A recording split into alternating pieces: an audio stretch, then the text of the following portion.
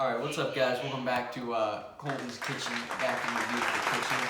Today we're making hamburgers. I know I've already done this, but we're doing it from scrap this time, like making our own patties. So we got the beef here and some Tupperware and a whole bunch of different seasonings that we're going to be using. We're going to be making garlic burgers, so let's chef it up.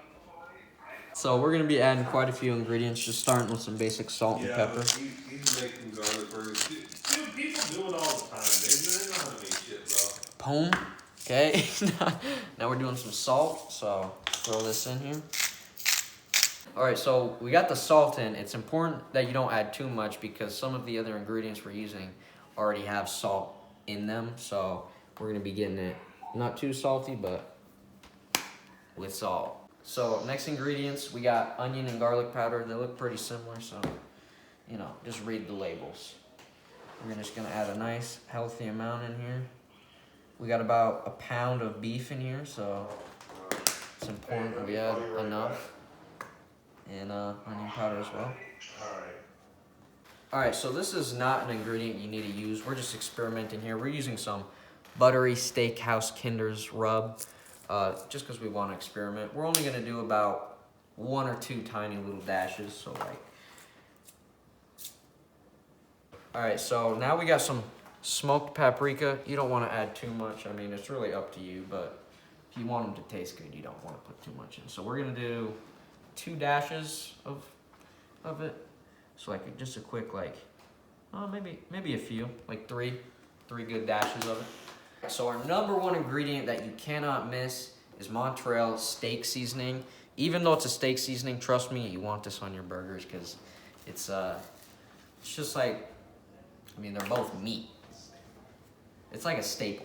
And this has also got salt in it. Most of the ingredients we used already have salt, so, but you do need quite a bit of this, which is why you don't add too much salt. So you're just gonna make sure you got enough in there. I don't really know how much, maybe like 3, 4, maybe even 5 good shakes.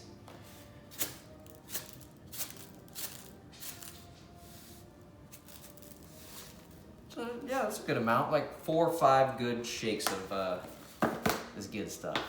Now we got some Worcestershire sauce, Worcestershire, however you want to pronounce it. Nobody really knows. You don't want to do too much of this. I'm not even sure, so I got my dad in the background for help. Probably like 4, you know, you dip it like so once, and then like, you know, a few other times. Now, this isn't important if you're making your own handmade burgers, but we're making garlic burgers, so we're using some minced garlic, no brand really, just Kirkland.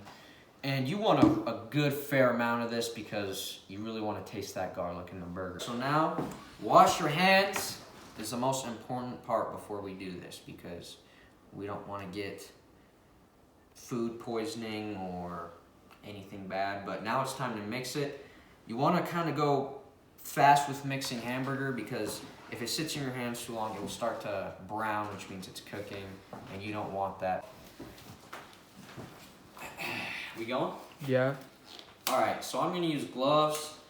Even though I did wash my hands, if you are going to use gloves, still wash your hands before, just for safety. Now we're going to get mixing in here. Guys, so now it's actually time to shape the patties. What I'm using here is, you're actually supposed to use this to cook eggs, so you get a nice round egg without messing it up. But it's also really good for shaping hamburger patties.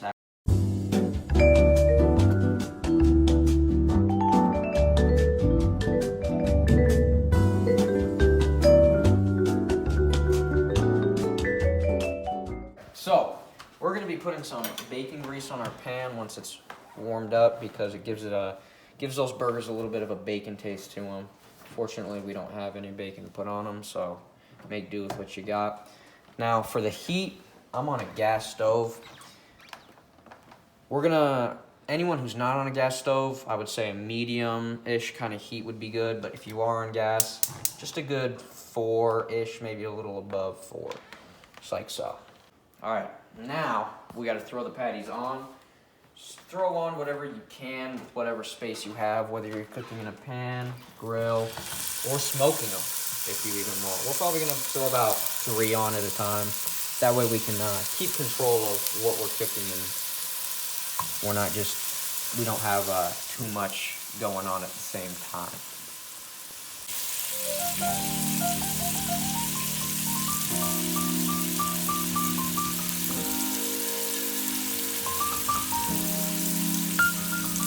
Flip them here.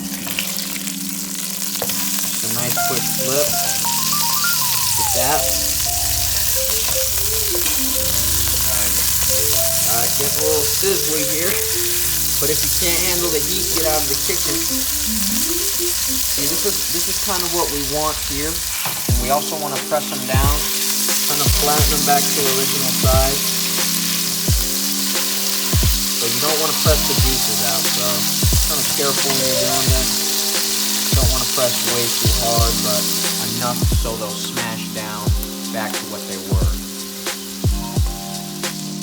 Throw these all on here.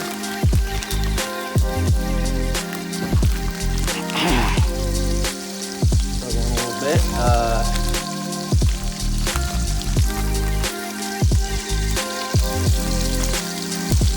I can handle the heat.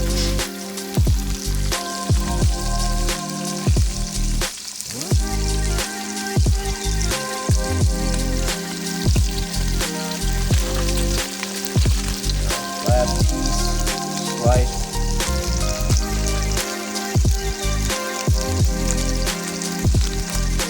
We'll roll it on there.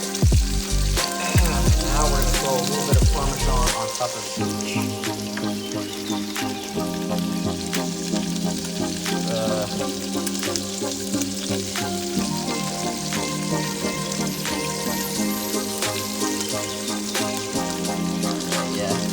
It's not too much. Don't want it to be too cheesy. I mean, it depends on you, but Parmesan is a little salty.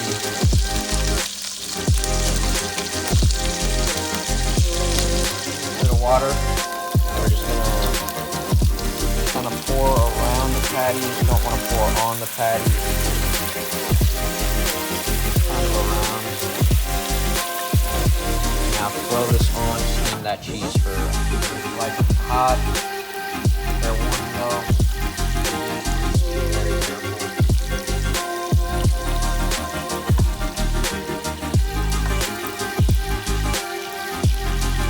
The cheese is melted good. It's like the Parmesan on top. If you added any, you shouldn't really see any. It should all be melted down into one. Hello? Alright, we got our burger made here with some basic condiments such as mustard, ketchup, and mayo. Now we're gonna take a bite and rate it. So, come on. All right.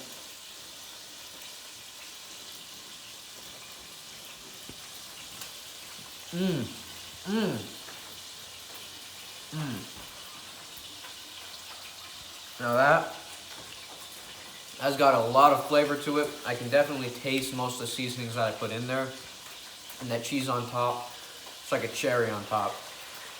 Like, I'm gonna rate this like 5 out of 5 cheeseburgers because it's really good.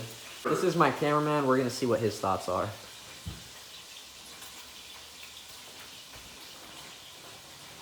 Pretty good. What would you rate this out of 5 cheeseburgers? 5 out of 5. Okay, nice. Looks like I did a good job then.